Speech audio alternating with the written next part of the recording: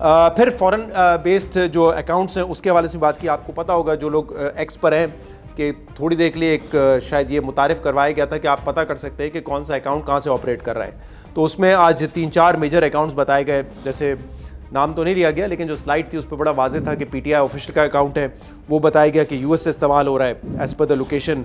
मंजूर पश्तीन साहब का अकाउंट यूरोप से इस्तेमाल हो रहा है। फितना अल हिंदुस्तान का जो अकाउंट, कुछ अकाउंट्स है वो इंडिया से ऑपरेट हो रहे हैं। हरबिया मरी का जो अकाउंट है वो यूके से इस्तेमाल हो रहा है। महारंग बलोच का जो एक्स अकाउंट है वो सिंगापुर से इस्तेमाल हो रहा है। तो इस पर सवाल किया गया। बाद में किसी ने एक सवाल में ये भी किया कि कितना रिलायबल है ये कहना कि ये जो लोकेशंस बताई जा रही हैं ये दुरुस्त है या नहीं है। तो ये सारी ब्रीफिंग उनकी जानिब से थी और फिर जो है सवालात का सिलसिला शुरू हुआ। मैं कुछ सहाफ़ियों के नाम ले लूँगा वंस अगेन जिनसे मेरी वाकफियत है और जो मुझे पता है कि माइंड नहीं करेंगे। बाकी जिनको मैं नहीं जानता पर्सनली तो उनके जो सवालात हैं उन पर मैं उनका नाम नहीं बताऊँगा। खबर गुमन साहब उन्होंने आज ये सवाल किया।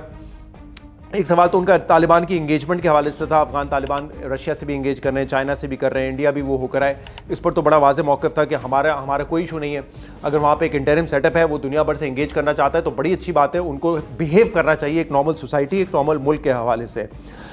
लेकिन ये जब सवाल हुआ कि खबर गुमन साहब का सवाल था कि अब अगर वो इस्लामाबाद में धमकी देकर अटैक कर सकते हैं, वो पेशावर में अटैक कर सकते हैं, हम भी जवाबी कार्रवाई कर रहे हैं, तो ये इसकी एंड गेम क्या होगी? क्या हम दोबारा माजी में जा रहे हैं 2014 या उससे पहले जब रोज़ाना की बुनियाद पर अटैक्स होते थे और शहर में कहीं पे भी या मुल्क में कहीं पे भी अटैक हो जाता था? तो इस पर DGISPR ने कहा कि देखें, जो एंड स्टेट की आपने बात की तो हक और बातिल पर हमेशा जो है वो हक ही जो है वो गालिब आता है और ये अल्लाह का कानून है। तो इंशाल्लाह पाकिस्तान की जो कौम है उन्होंने पहले भी रिजॉल्व दिखाया था, आइंदा भी दिखाएंगे, लेकिन ज़रूरत इस बात की है कि हम सब वन पेज पर यूनाइट हों। इसके बाद मोहम्मद मालिक साहब ने भी जो है वो सवाल किया कि क्या हम डिस्टिंक्शन करते हैं, हम तफरीक करते हैं अभी भी कि TTP अलग है, अफगान तालिबान अलग है? तो इस पर बड़ा दो टोक जवाब था उनका कि ये दोनों इस वक्त हमारे लिए एक ही हैं। ये बड़ी इंपॉर्टेंट बात की DGISPR ने। उन्होंने कहा जिस तरीके से इस वक्त TTP पाकिस्तान के ख़िलाफ़ कार्रवाइयाँ कर रहा है और अफगान तालिबान जिस तरह उनको सपोर्ट कर रहे हैं, उनको रोक नहीं रहे, तो पाकिस्तान के लिए ये दोनों एक ही हैं।